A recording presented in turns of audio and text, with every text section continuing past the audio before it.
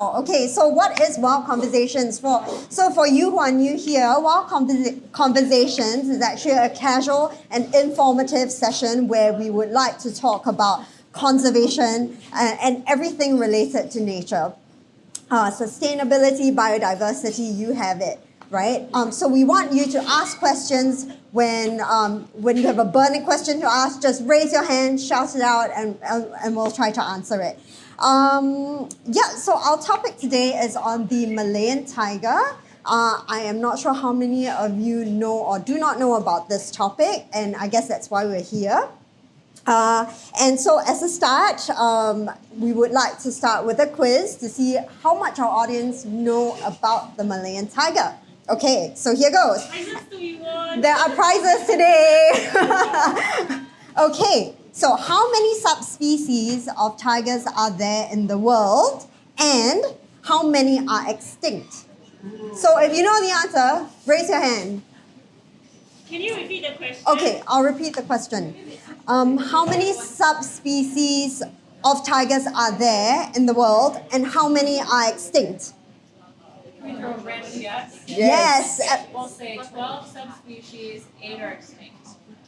Okay, any other? try. Good try. 52 subspecies and 12 extinct. Right. Good try. Good try. Any other answers? Oh, okay. Any other tries out there? Okay, swaggers? No, nothing from here? Okay, so the answer is there are 9 subspecies of tigers and there are about 3 coming to 4 that are going to be extinct. Extinct already. Yeah, they're like extinct, in the world. So the Malayan tiger is very close to reaching that tipping point, and that's why we're talking about it today. Okay, the second question. So there are 3 questions. Second question, which subspecies of tiger is the Malayan tiger the most similar to? Okay, so I'll give you the various subspecies, all right? So we have the Siberian tiger, the Bengal tiger, the South China tiger, the Malayan that we're talking about, the Indo-Chinese tiger, Sumatran tiger, the Bali tiger, Javan tiger, and the Caspian tiger. So which subspecies is the Malayan tiger the closest to? Sumatran. Good try. Good try. Good try. Anyone else? Bengal. Indo-Chinese. Yes. So the Malayan tiger is the closest to the Indo-Chinese tiger. You do win a prize. And Yeah, no, because okay. Yeah, so the Malayan tiger is the most similar to the Indo-Chinese tiger. In fact, they were only recognized as distinct subspecies in 2004, and it is smaller in size. Okay, the third and the last question for the night. What is the scientific name of the Malayan tiger, and who was it named after? So, what is the scientific name of the Malayan tiger and who was it named after? So, the word Malayan tiger is a common name. Usually, they have something that is a scientific. Good try. You can go to our Instagram page to find out. Yeah, the clue. Singapore or the- wildcat actually. Oh, Yeah. wild space. Wild space. Has the answer. Yeah. Okay. Any guesses?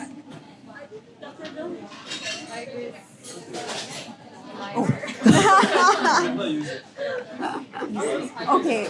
I think there are no other guesses. It is a tough question. Any guesses? Okay. Tiger is something. Something. Close. Is that really correct? Something is correct. Tiger species. Okay. So I will give you the answer. It's called Panthera tigris jacksoni. Yeah, so close. So close. You were so close. And this was named after Peter Jackson, the former chair of the IUCN Cat Specialist Group.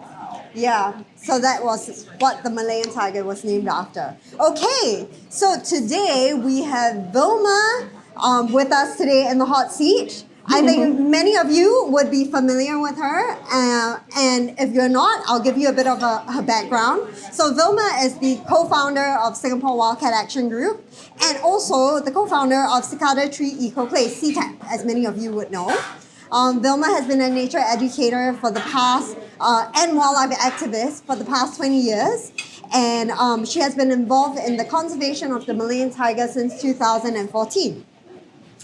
She has been tirelessly campaigning for the conservation of this iconic species through Catwalk Plus, which we will share more later, and by educating and raising awareness within the community about wildcat conservation. So, okay, let's get started. I think I'll get the ball rolling because I think some of you might know Vilma, some of you don't. So, Vilma, what is your background? And how did you get into tiger conservation? And why tigers of all cats? Okay, can you hear me? Yeah. Okay, my training is in counseling psychology. All these lovely people are doing counseling psychology. And that was what my career was in for 33 years at the National Institute of Education. Growing up, I would say that I was very much exposed to wildlife and nature because my parents loved being outdoors and encouraged me to be outdoors. We made several trips to Malaysia to get to know forests and wildlife. So I would say my roots, to loving nature grew there, but my career was in a different path. So I was sent to the United States to study at the University of Minnesota, and before that at Indiana University. And I loved the United States so much. It was so open and I felt free, and I felt that there was so much nature to enjoy. But I had to come back because I was obliged to serve at NIE because they paid for my education, which, I'm really grateful to, but I didn't want to come back. But I had to come back, and I was wondering then what to do. There's no nature whatsoever in Singapore. So my friend said, why don't you join the Nature Society? Which I did, and that changed my life. So I joined the Nature Society before the year 2000, and I got very involved in nature conservation. Particularly in nature education. I chaired the education group. I was out in the field every weekend learning about plants, learning about animals, and I grew to love what we have in Singapore. In 2008, I branched out to co-found another group which Daphne mentioned, Cicada Tree Eco Place, which just focuses on environmental education, nature education, and enjoyed that. And during that process, I got to meet Ashley Xiao, who was from MyCat and who was in charge of Citizen Action for Tigers then. And he came to Singapore to try to raise funds. So what happened was Cicada Tree Eco Place organized a dinner, a charity dinner, where we raised funds for the tiger. And that's how I learned about the plight of the tiger and got involved. And went on catwalks, Citizen Action for Tigers. We'll talk about it more. And as I went for catwalks, I met people who are like-minded, who also love tigers. And we are the ones who then co-founded Singapore Wildcat Action Group. So it kind of grew on me by, year after year, after I found out about the plight of the Malayan tiger. So I guess that's why. I would say also because we had the Malayan tiger years ago, and the Malayan tiger is extinct from Singapore, was extinct in 1930. And I feel that we are duty bound as people living in Singapore to actually try and do whatever we can to help the Malayan tiger, because the Malayan tiger had lived in Singapore before. Yeah. So I think touching on what Vilma said, I think, for us Singaporeans, we see Singapore and Malaysia as two separate countries geographically, but really I think animals don't see it that way, and we are really connected by land. In fact, the causeway is land, and tigers can swim. So what's stopping them from coming back someday, right? If the habitat is suitable. And I think these geographical boundaries are just drawn up by politicians and by people. But I think the protection of species like the Malayan tiger is so important, especially as a top predator of the ecosystem. Yeah, so definitely a species worth protecting. Yes, our duty. Yeah, so are there any questions from the floor so far? Okay, I actually have one. Have you actually ever seen a Malayan tiger? Okay, I've not come face to face with a wild Malayan tiger, but I'm very happy to say I've seen a Malayan tiger in a camera trap or trail camera. And actually I've brought one just to pass it around, which maybe some of you have never seen a trail camera before. So I'll just pass it around, starting with here. Yeah. So a trail camera, you need some batteries, of course, and then a SD card, and you strap it to a tree and you lock it. And when it's got a sensor, movement sensor, so when an animal walks by, it takes a photograph. So this is the way we can see wildlife that walk trails. And my first Malayan tiger popped out from an SD card in 2015. Oh, That so was that must have wonderful. changed your life when you saw it in the camera trap. Yeah, I screamed and screamed and screamed. Yeah, and we quickly checked the other cameras because it was along a trail and we had other cameras. So we quickly checked all the camera SD cards, and sure enough, all of them had this one tiger. Okay. He was a male tiger. We understand later that he was probably an old tiger. And he actually came, we had a video of him as well. He came to a camera trap and actually bit at it. It was so close up that we could see a tick on its shoulder. Wow. And then it walked along the trail away from the camera and downhill. And then it lifted up its tail and it sprayed urine on a tree. And that is scent marking, telling other tigers that, hey, I've been here, this is my territory, and telling female tigers that, hey, I'm here, I'm available, where are you? Okay? So that was just, it was fantastic. Yeah. So maybe just a bit of a background of what the trail camera is like. So basically, I think in research, when ecologists or conservationists, they go out to the field, they can't really camp there they can camp there for months on end, but a more efficient way is really to strap what we call a camera trap to a tree, to leave it there, and it should record over months, and they'll go into the forest again to then pick up the camera, check the SD card, and retrieve the images inside. I think with the use of technology nowadays, it's really a powerful tool for conservation. So if there are any engineers out there in the room with great great ideas about technology that we could use in the field, please feel free to kind of do that. There have been other innovations in the past few years about using old handphones to take note of illegal logging in the forest. And so that's a really clever way of reusing your old phones that you have at home as well. So these are just some of the technologies that we use out in the field nowadays. So okay, I will go ahead and ask Questions, okay. yes.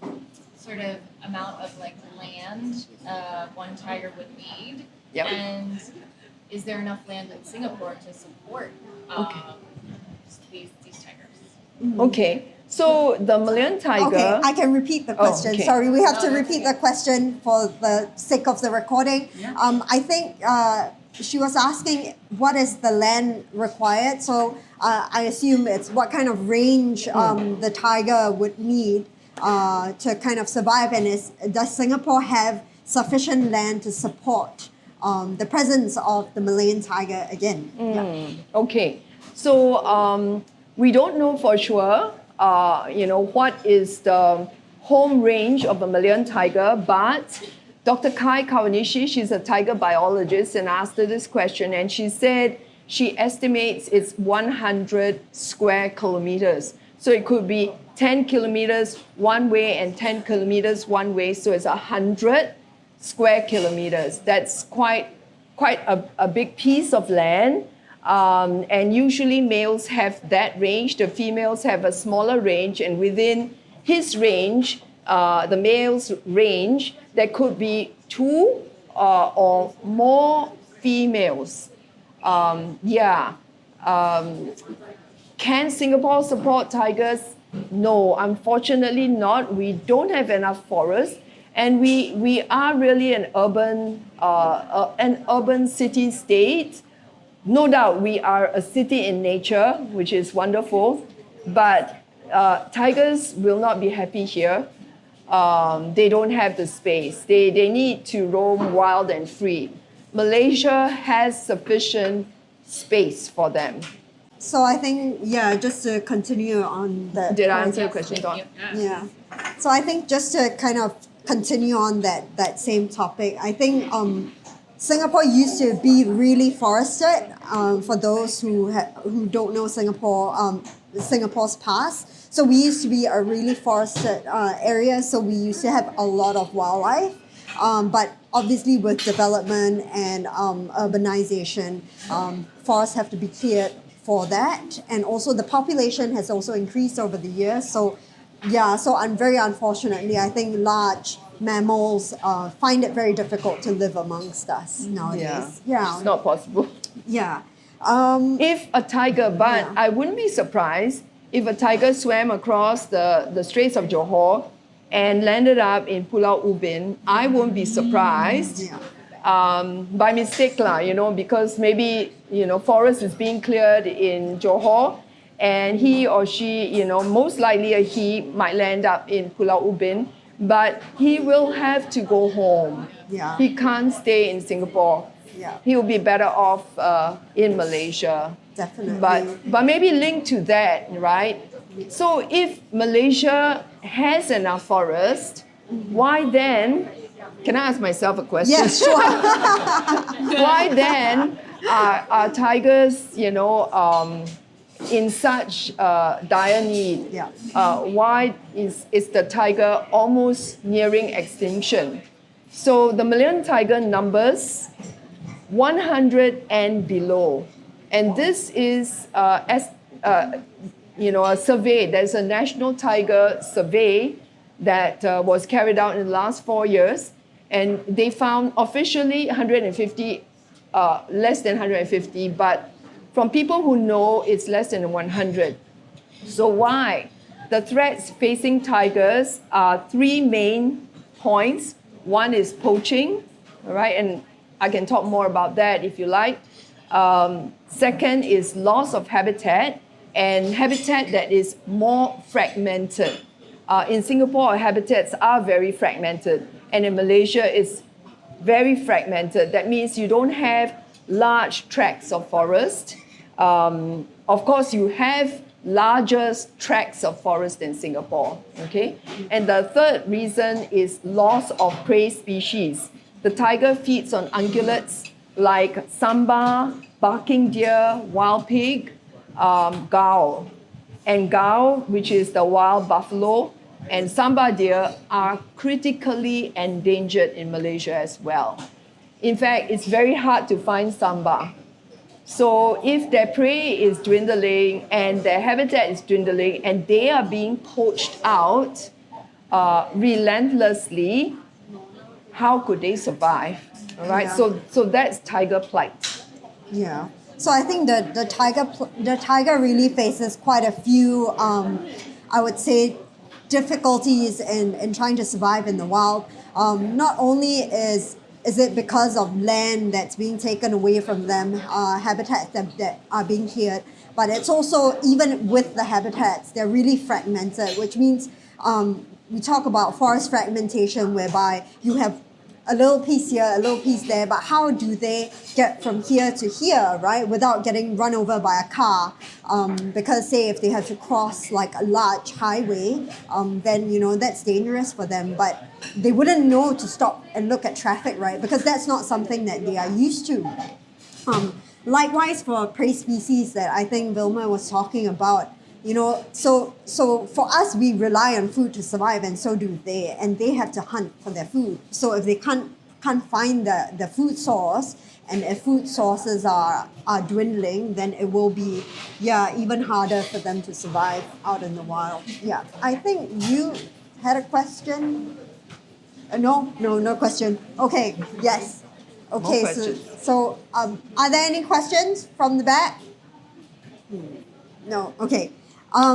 So I have another question. Where in Malaysia are they found? Because Malaysia is large, right? And it's a large piece of land. Yeah. So I'm not sure how many people know the geographical areas of Malaysia. So maybe you can kind of like tell them where they are found. Okay, so when we talk about Malaysia, there is West Malaysia and East Malaysia. And if you can remember, if you can picture it in your mind, Malaysia is a peninsula, and north of that would be like Thailand, Myanmar, and further north like China. And then to the east of peninsula is East Malaysia, which is Sabah and Sarawak, Borneo, the island of Borneo. No tigers in Sabah, Sarawak, and the island of Borneo. Okay? So they are only in the peninsula of Malaysia. So if you think of the peninsula, they are found in the forest areas in the north, which is called Belum National Park and Belum Temengor. As you come down, there is this main range or mountain range in the peninsula, and that's called the Titiwangsa mountain range. That's forested. You have tigers there. To the east of that is Taman Negara, and that's the national park. You have tigers there. And then coming south in Johor, in Endau Rompin Nature Park, there are tigers there as well. So I would say it's more in the central part from north to south. And as close as Johor, which is the state north of us. Yeah. Yeah. Thank you. Yeah. So tigers are actually really not very far from us. We are bordering Johor. So like Vilma said, I think it's very possible that we can have tigers swimming across to Singapore. So don't be surprised, because our Samba deer population is doing really well here, and so are our wild pigs. So that's very attractive to a predator, right? Especially if they're being forced out of their own homes. Okay, I do have a question that, I guess it will tie to why Borneo has lost its tigers as well. But so I think you did touch on why the Malayan tiger numbers are dwindling, but why is it so important to save a top predator? I think it's a good question. Yeah. So yeah, if there weren't any tigers, their predators, mainly the ungulates, might increase in population and actually eat the vegetation, maybe even come to towns and have interactions with the villagers.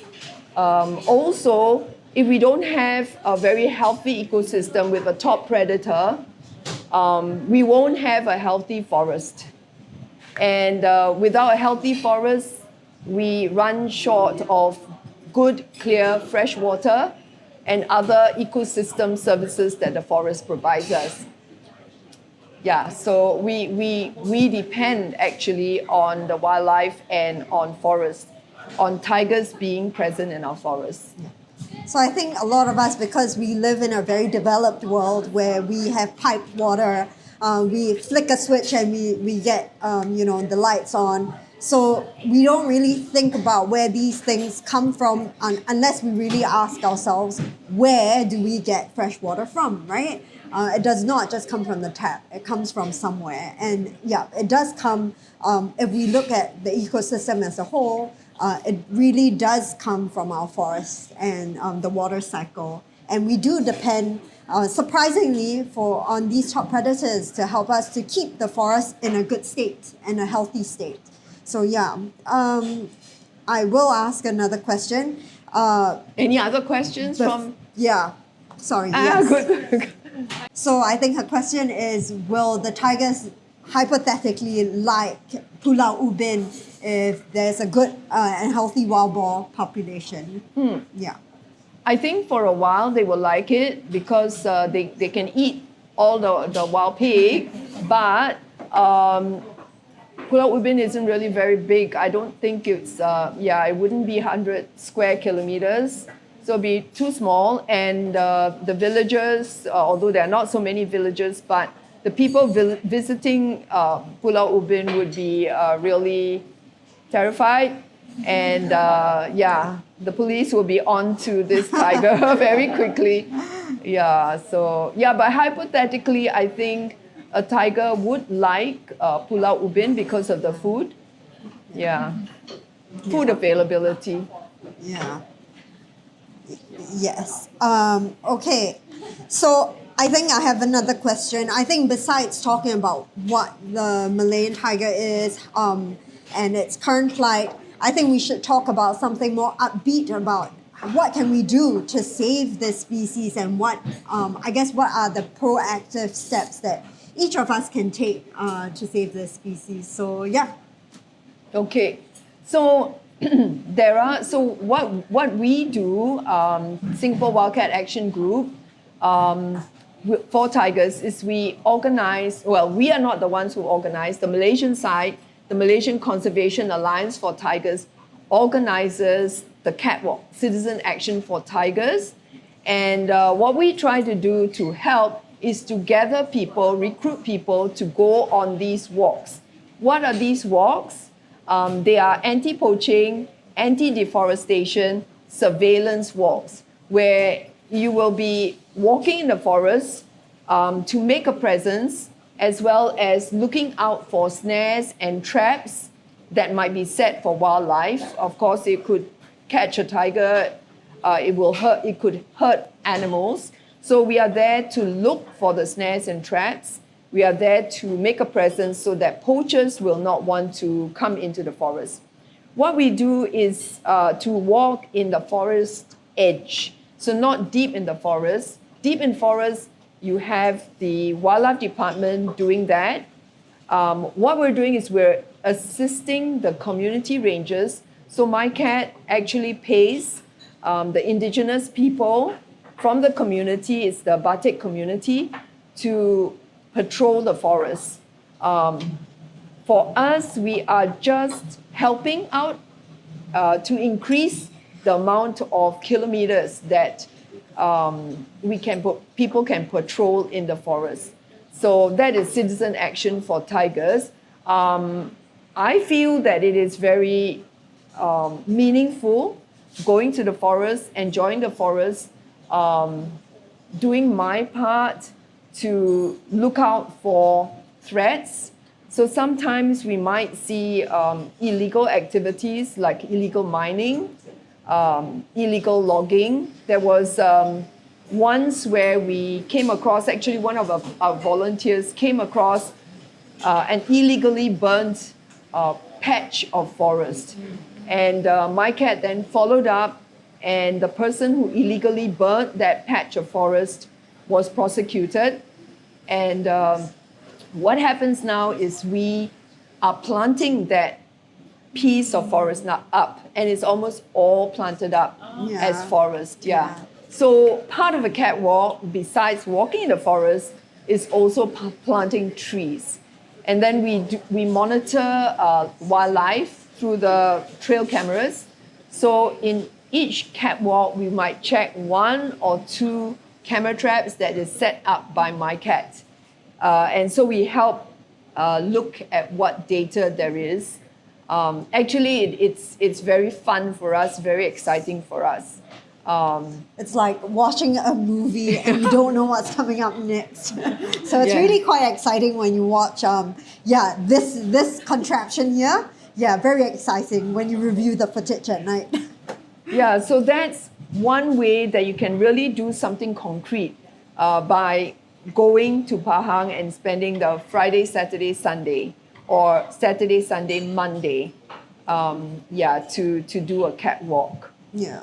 Other things you could do is we raise funds, and we raise funds through various things. We have merchandise, and we also have trips to Pulau Ubin actually to look for leopard cats. And when you pay that guide fee, the guides don't take the guide fee. So all the fees go towards supporting the community rangers that MyCat employs. So each year we plan to raise 25,000 Singapore dollars, and since 2019 we've been able to do that. So so that's what we think would be helpful for tigers. But we really welcome ideas out there. If you all have any ideas, please do share with us how we can help tigers. Yeah. So I think in the field of conservation, it's always an area where there's a lot of need. There's need with expertise in social media, marketing. So don't think that you are in a different or completely different field. We do need your expertise. Even people who are learning psychology, we need to know what the poachers are thinking. Where to set the trail cam. Yeah, so I think these are really skills that are much needed. And I think what's really nice is, personally, I've been on a catwalk, and I feel what's really nice is involving the community, because they are the ones that are really affected by this problem, and really contributing directly back to them. Helping them see the value of the wildlife that they have in their backyard is so important. And they are the ones that are there all the time. And only they have, I guess, the power, the knowledge, and the expertise to really patrol the forest and protect the species that belongs to them. So I think that's a really powerful way. So definitely catwalk. If anyone's interested, can sign up on SWAG's website. Yeah. Yes, you have a question. Conducting research, this is collecting data and is that helping the word out? Yeah. Okay. So the question is if we are conducting any research as we are collecting data, and sorry. And is that helping to get the word out for? And is that helping to get the word out? So, Okay. So right now the need as perceived by MyCat is protection. And on-the-ground protection, so patrolling. So what they need is people like us to go there and walk the ground, look for snares and traps. They are not really looking for people to do research. However, if there is anyone who is interested, there could be, say, the wildlife department that might need help, or other NGOs that need help. Now, years ago, actually the Nature Society helped put camera traps. I'm also a part of the vertebrate study group of the Nature Society, and we helped MyCat by putting camera traps and going to Pahang regularly to get the data. And after 3 years, we actually wrote a report which MyCat used as technical information to advise the wildlife department. But actually, we did it for MyCat. All the data is actually MyCat's, not ours. So yes, but that was then. But now, if you ask MyCat, well, we have asked MyCat, they said the best thing you can do is to come, to walk the ground. They said the money that we raise for them, they really appreciate. But if it's just money and not on-the-ground support, then it's not enough. They really want us to do the on-the-ground support. But what happens to the data? So MyCat does collect the data, and when their staff has some time, they will look through it. I think the problem is they can't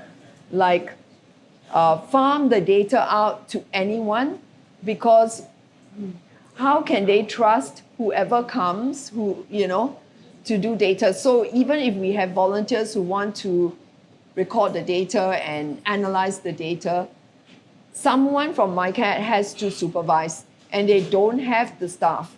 The staff have to be on the ground, training the community rangers, doing outreach, organizing the tree planting, doing advocacy, a lot of things, and they are very small organization. So unfortunately, no. However, there are other organizations or NGOs that do research, namely the Wildlife Conservation Society. They are the larger NGOs. I would say WCS and Pantera are doing some research. There's WWF there. WWF is very much on the ground. So these are the huge NGOs, Pantera, WWF, WCS, all working in Malaysia to save the tiger. They do some research. Yeah. Hope we've I would love to do. I mean, I love camera trapping, but that's not what they want. Yeah. I think at the moment they did. I think MyCat's intention is really to try and boost the number of boots on the ground, what we call, because poaching is really one of the main threats of the Malayan tiger, and really your presence in the forest deters poachers, because I guess it's like a thief, right? If you're at home, you turn on the light, the thief is going to be worried that someone's home. So it's something like that. It's like you being in their home and being at home and deterring their presence. So yeah, definitely. Exactly. And poaching, maybe some of you don't know, what is poaching or how people poach, but they use a very rudimentary trap called a snare, which is actually a cable wire or a nylon like wire or a rope, which they place in the forest. And when an animal steps on it, there's a little hole, and its foot goes in. This is tied in a noose, and it goes round the animal's leg. Hind leg, foreleg. And the animal does not have fingers like we do. We have fingers. We can just undo this very simple noose, but the animal doesn't. So the animal's trapped. And the harder the animal tugs at it, the worse, the noose, gets into the animal's flesh, and it's a slow death.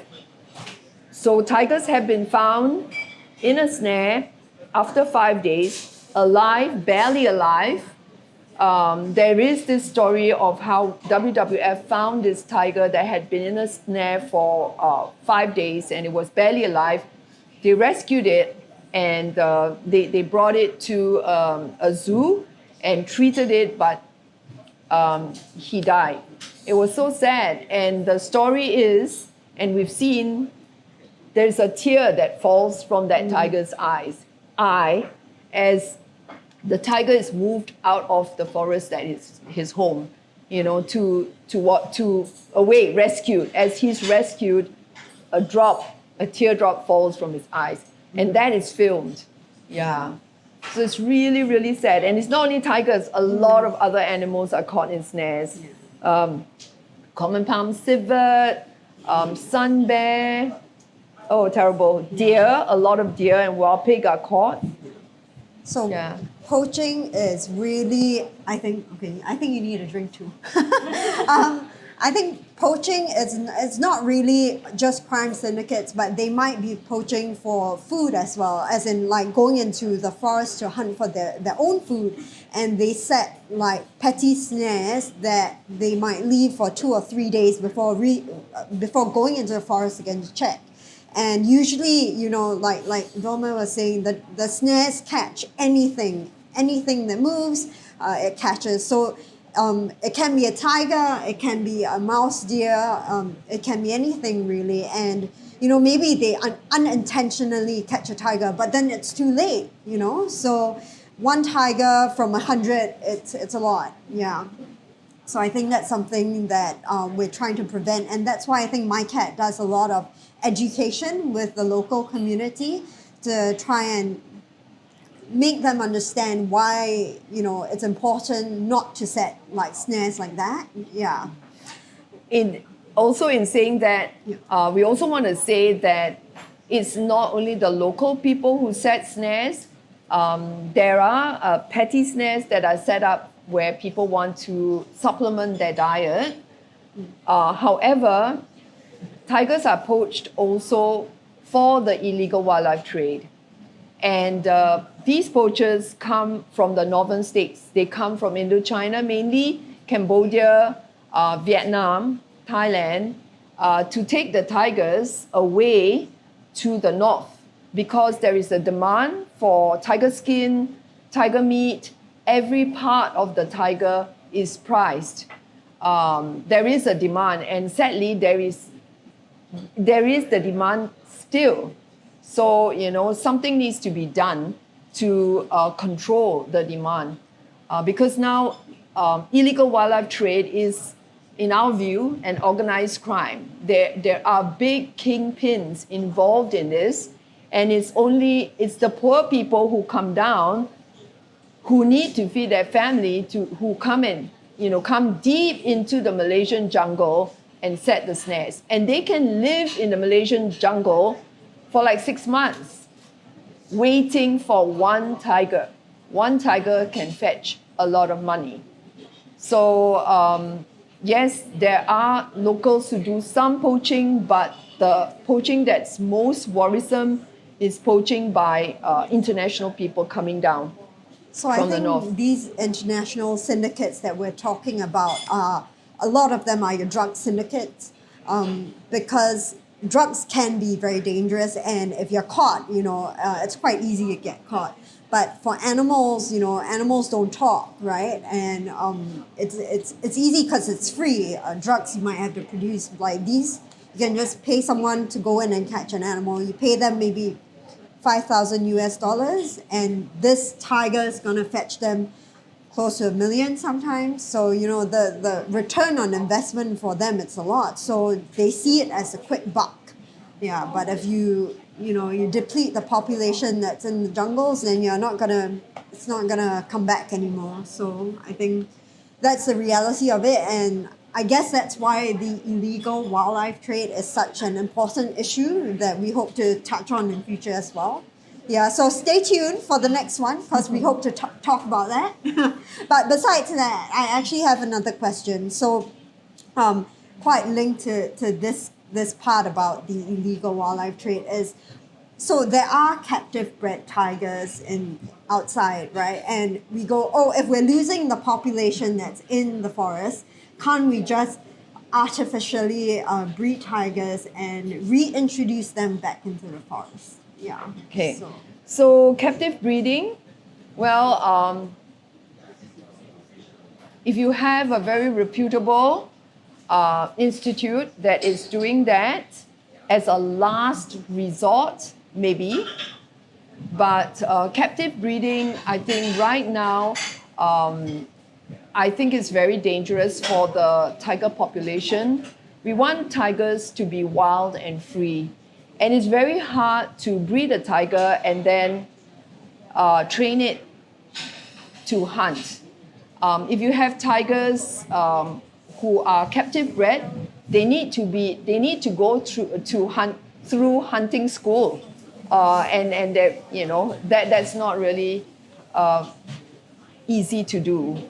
And if you have tiger farms, as there are tiger farms and there are tigers that maybe as a tourist you could see at installations, we believe that this is not good because it still keeps the demand for tigers up, just to please us so that we can have a photo with them, we could see them in an enclosure.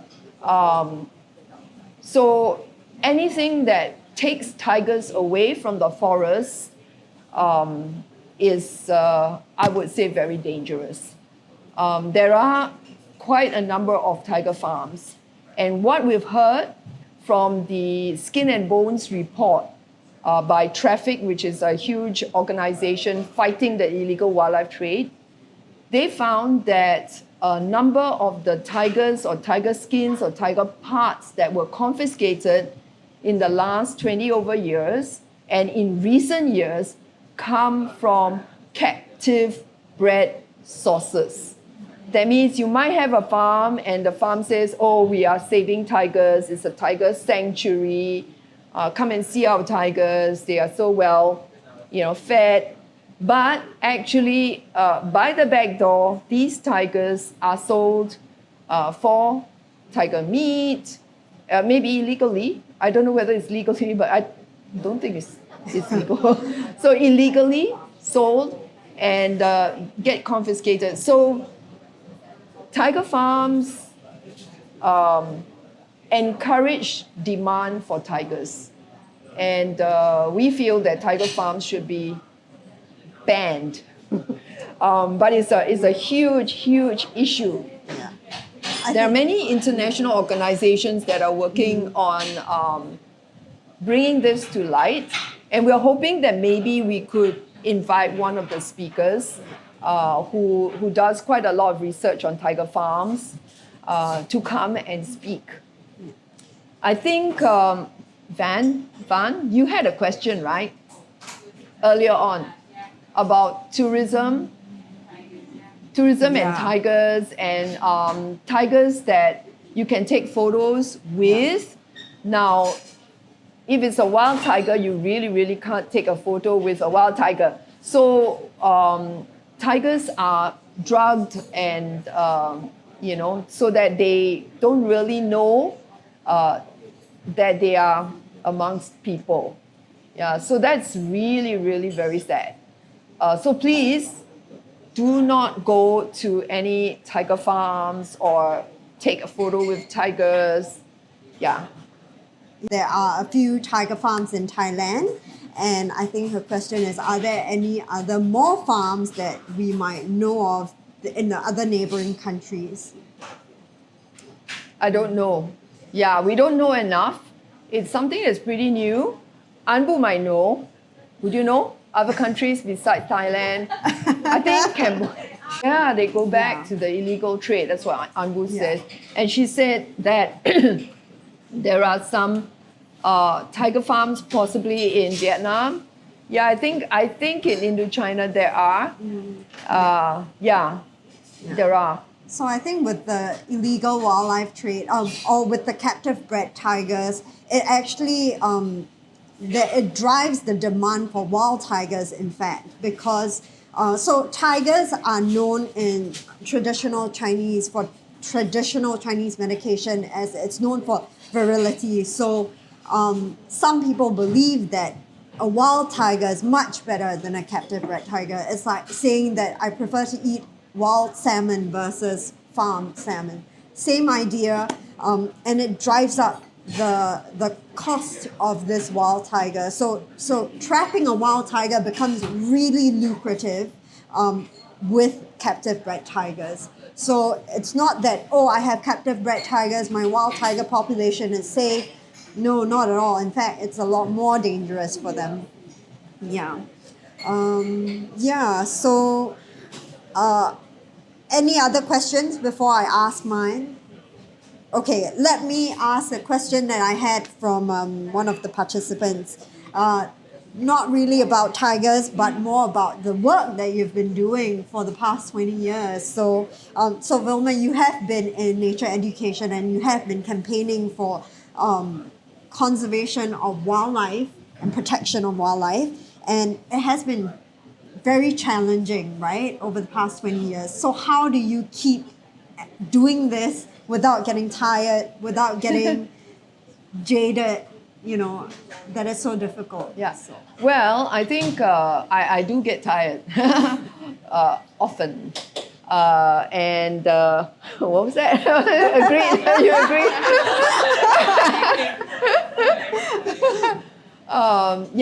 So I think it's like everything. that you're passionate for, passionate about, it does get tiring when you feel like you might not be getting much success. And sometimes when maybe you don't have as much help as you need, you want more help, but you can't expect everyone to drop their life and come and help. So sometimes, yeah, I get very frustrated because I want to do a lot, but I am not able to. So how to cope with this? I keep telling myself you don't have to do everything. Just do whatever you can and just go with the flow. So I think that that's something that I've learned along the way. Yeah, so it's very frustrating. Yeah. But along the way, you also meet a lot of like-minded people, which is very encouraging. And I am very heartened to see that we have a lot of volunteers who are much younger than I am. We have So that's SCGS really- representatives. Yes. More secondary school representatives So, here. you know, yes. I think my dream is that if more of the younger generation, when I say younger generation, I'm really old. So anyone younger than me, that's the younger generation, I really wish that, they would, just go all out in this. But it's not very easy for them. So I'm retired, and being a retired person, you can just go all out, to volunteer. But I do remember days when I was also teaching and also going all out. So I hope that, people will actually have that passion and find like-minded friends as well to, go along the way, because it can be pretty lonely if you are, trying your best and coming up with dead ends. However, I must say that in the last year, we have seen some success in tiger conservation. Although there's less than 100 tigers in the wild in Malaysia, we have been told by MyCat that since 2010, so that's quite a long time ago, since 2010, when no tigers were found in Western Taman Negara, they can now identify a few tigers. So that is major. For us, it's major. And then seeing tigers in a camera trap over the last few years, I might just see it once a year, but still once a year, and it's different tigers, really does, spur you on. That what we do does make a difference. So I would really encourage everyone who is thinking of conservation, not only of tigers, of other, critically endangered birds or mammals or reptiles, amphibians, who really need someone to champion them, to just, I think go it's for really it. about finding your cause and championing the cause that you so desire. It doesn't have to be a tiger. Like our previous speaker, she loves plankton. So, you can champion plankton. So that's something that you can do in your own way to do something for, because we are part of a large ecosystem. Just having the tigers alone without the plankton, it's not going to work as well. So I think it's really about finding your own cause to champion, finding like-minded people to spur you on. I think this is what this space is really about as well. To gather like-minded individuals to talk about things, to brainstorm, solutions that we might have, and to help each other out. So definitely look for someone to speak with tonight. I encourage you to do that. Okay, I have a more specific tiger question is, how do I become a tiger researcher, or rather, what are some of the career options in this field? Yeah. Okay, wow. I would say that I might not be the best person to answer that question, and perhaps the best person would be our friend Dr. Kai Kawanishi, who is a tiger biologist and living in Malaysia, and she has spent 30 years trying to save the Malayan tiger. She might have a good answer. She will be coming in March. So please look at our social media.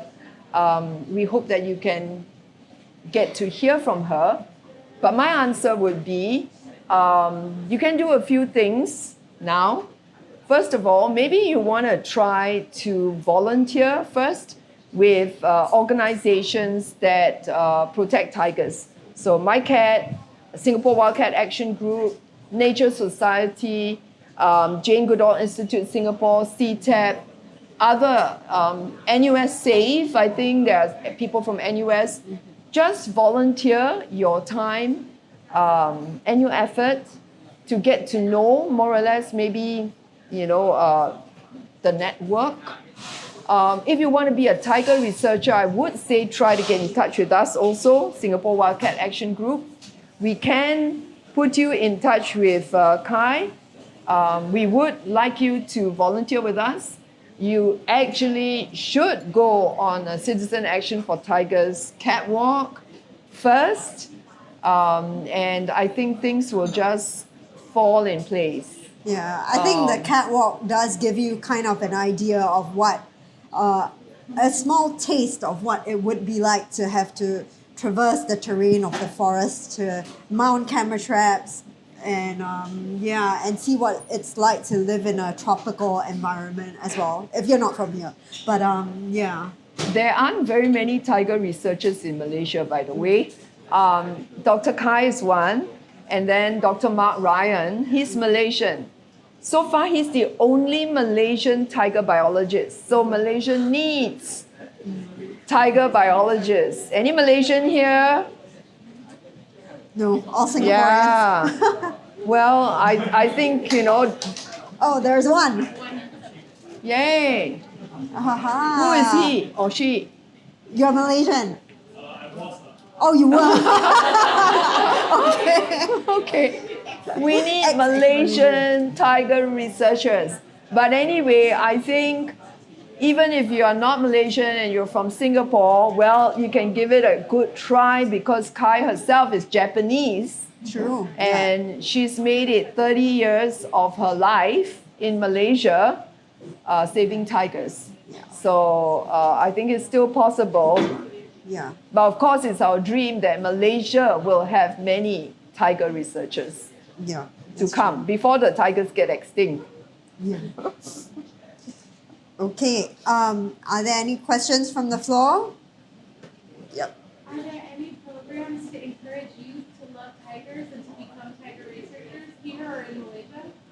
Okay. So the Yeah. question is, are there any programs to encourage youth to be involved, I guess, in tiger conservation and to encourage them to love tigers more in Singapore or in Malaysia? Okay. I think, we try to do some outreach with children. We have some tiger storybooks, and we are trying to get kids interested. ACRES, which is the organization that we are, hoping that you would support, does a lot of outreach, not only of tigers, but outreach to young people to teach them about biodiversity and about animals and conservation. Nature Society does that as well. So there are lots of organizations doing that, but we hope that we can do more. But we need volunteers. Swag We is need looking for more volunteers. More volunteers to do more kids' activities. Showing how cool it is to be a tiger researcher. Yeah, thanks. Okay, we shall exactly. take up that challenge. Yeah.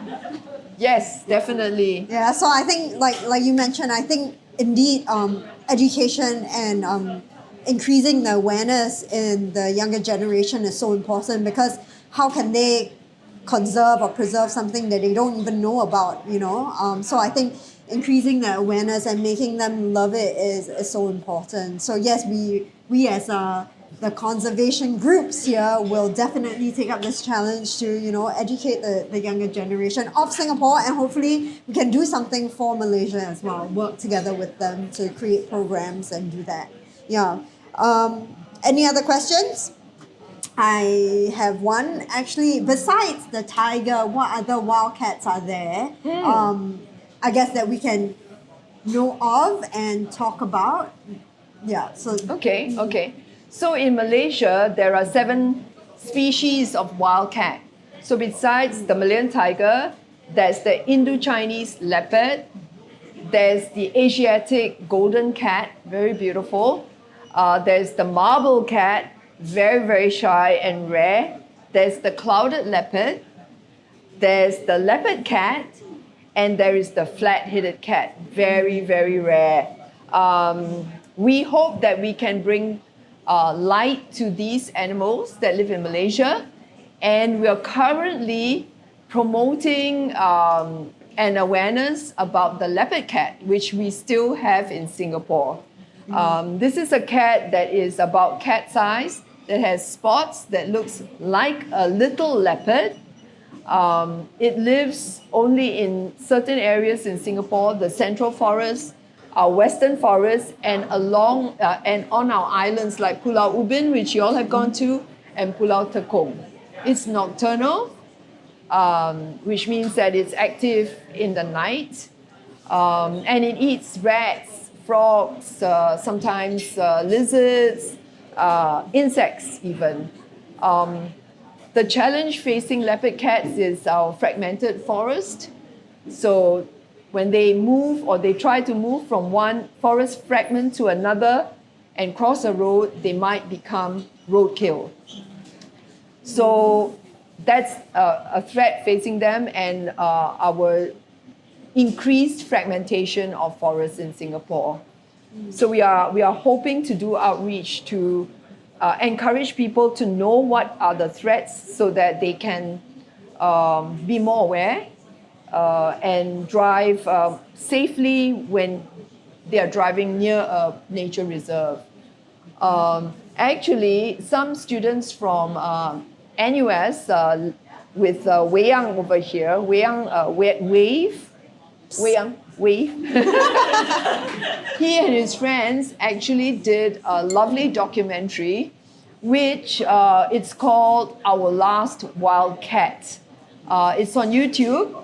If you go to Singapore Wildcat Action Group YouTube channel, you will be able to find.